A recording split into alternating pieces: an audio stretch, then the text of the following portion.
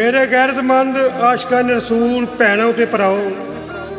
मैं पंजाबी शायर मुहम्मद जमील चिश्ती तुहाडे नाल मुखातब हाँ। तुसीं जानदे हो इंडिया की एक लड़की नूपुर शर्मा ने मेरे नबी पाक सल्लल्लाहु अलैहि वसल्लम की शान विच गुस्ताखी की है ते मैं ओहदा रगड़ा कढ़िया है।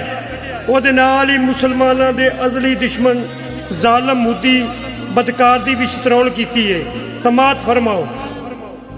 तेरा अजल तो धर्म पलीत है, लख गंगा कर अशनान, करे गलतियां जो तू मुदिया, ए गलतियां नहीं गलतान, असी माफ नहीं करना जालमा, तेरी लैके छड़नी जान। ऐ मुदिया गल जमील दी जरा सुन लै नाल ध्यान, तेनू करदा जमाना फिट फिट मुदिया, बड़ी गंदिए पेशाब दी तू छिट मुदिया, तू ए लानतां दा हकदार बड़ा लानती,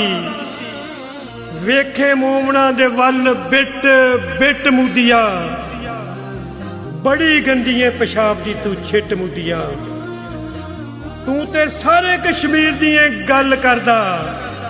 दईए एक कश्मीर दी ना गिठ मुदिया,